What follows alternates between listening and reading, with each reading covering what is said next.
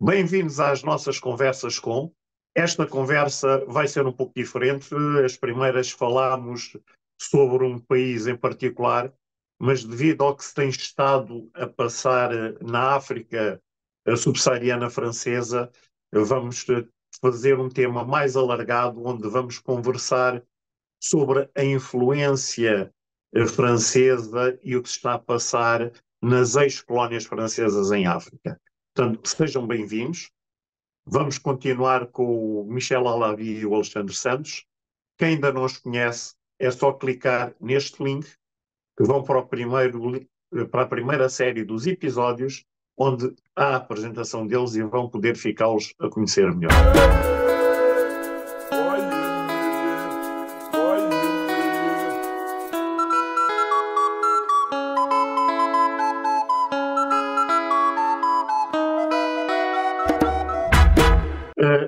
Vamos começar por uma pergunta da Vanessa, que me acompanha nestas conversas e tenho a certeza que irá abrir as hostilidades. Vanessa, podes começar.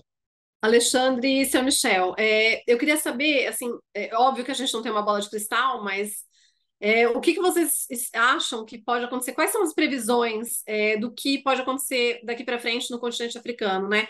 Novos golpes,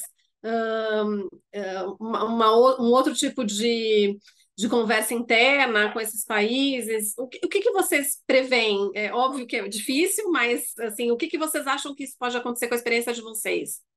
Na verdade, Vanessa, não temos a bola de cristal. Quer dizer, tudo indica que com essa onda que está ocorrendo na África, outros países também abraçarão essa onda.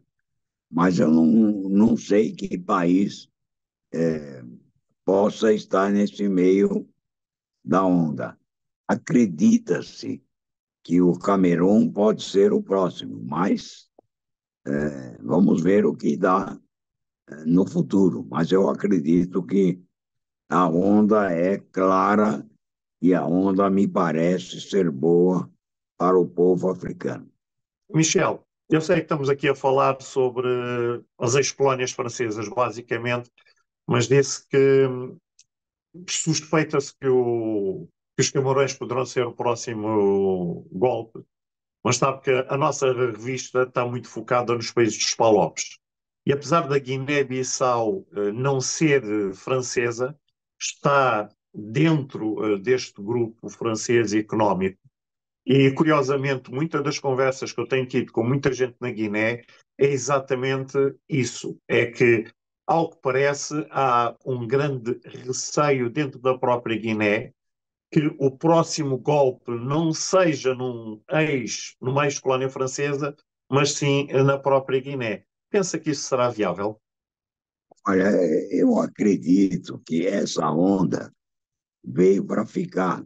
É evidente que é muito difícil prever, mas se isso representará melhores condições de vida para o povo africano, não vejo por que não ter um golpe para tirar governos corruptos ou governos que não protegem o povo ou que não dão condições de vida humana para o povo. Eu não sei o que o Alexandre acha disso. Olha, eu concordo com o Michel de que os líderes, né, os outros líderes do continente africano estão tomando cuidado para que essa onda, né, ela não transborde para outras regiões e para outros governos, né? O Camerun, né, o Paul Biya, que é o presidente desde 1980 desde a década de 80, né? Assim, é um dos mais longevos do continente africano. Ele já tomou uma decisão logo depois do golpe do Gabão. Ele pôs na reserva vários generais e trouxe, né, assim, e alçou a generais, né, vários coronéis e mais jovens, né, e se cercou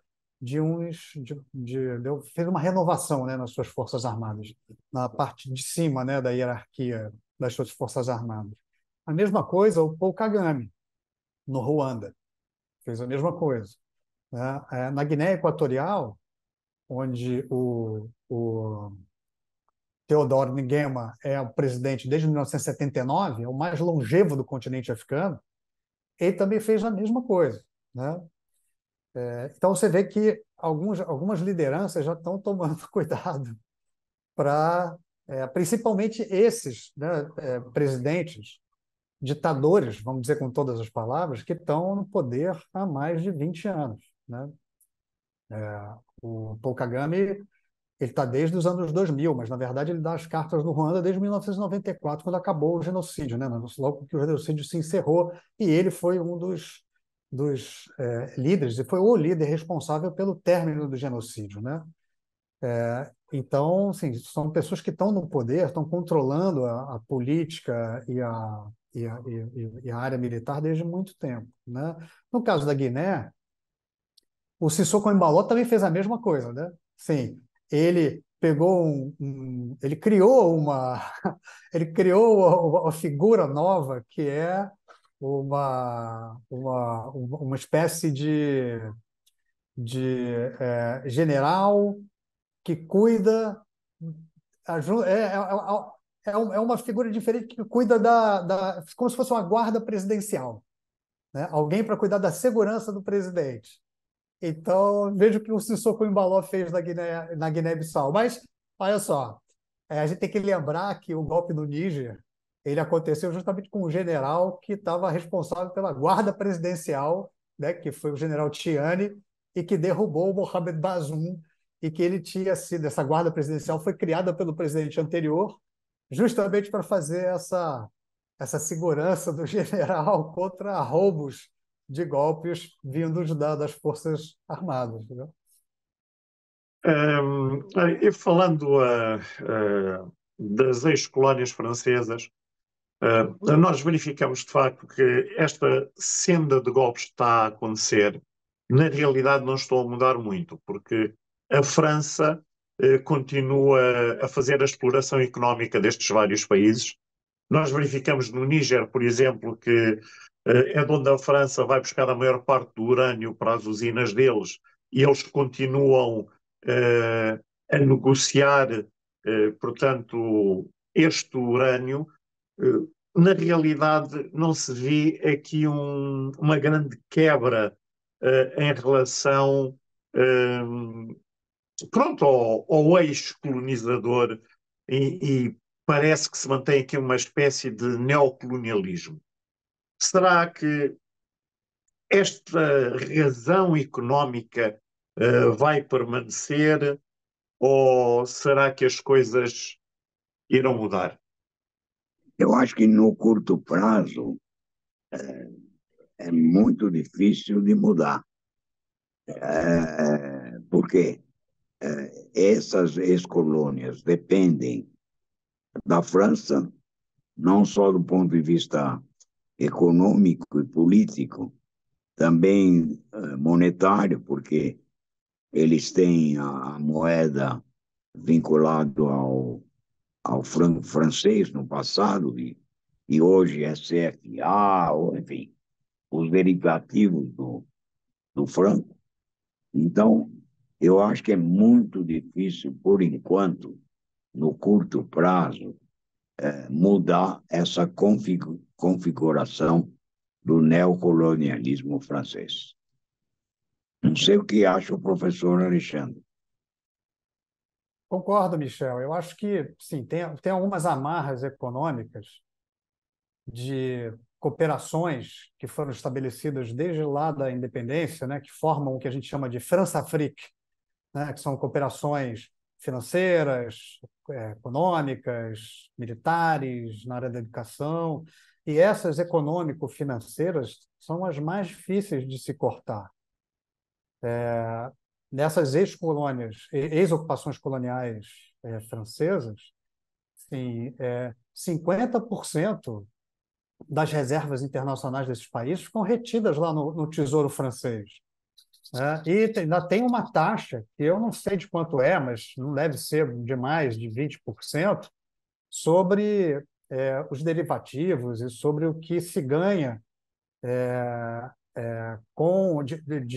de lucros, né? Com esse tesouro que é retido, que chega a 20%. Ou seja, se a gente for olhar bem, 70% da liquidez desses países, se é que a gente pode chamar de liquidez, né? Assim, está retida lá no Tesouro Francês. E o respaldo, né? A, o lastro do franco CFA, que é uma moeda única, que foi uma experiência que a França fez pré-euro, né, no continente africano. A gente tem um franco CFA para os países da África Ocidental, do qual faz parte, né, que o Francisco estava falando, né, que a Guiné-Bissau, mesmo sendo uma ex-ocupação colonial portuguesa, e a gente tem um outro franco CFA, que é o franco CFA da África equatorial, que vai do Chad até o Gabão ali, né? O Gabão e República do Congo, né? E, sim, na África Ocidental eles estão tentando substituir pelo eco, que é uma nova moeda, né? E tirar, né? Sim, essa retenção, né? Dessas reservas internacionais dele do Tesouro Francês. Isso é um escândalo para mim, que isso aconteça dos anos 60 até hoje, né? Então, isso é uma das grandes questões que atrela, por exemplo, esses países à França. As questões comerciais, os acordos comerciais, também são outros. Sim, pode-se expulsar os cidadãos franceses, mas a França controla as empresas que fazem a extração mineral desses países. No caso do urânio, do Níger, por exemplo, são 3 empresas diferentes e as 3 são controladas por outras empresas francesas.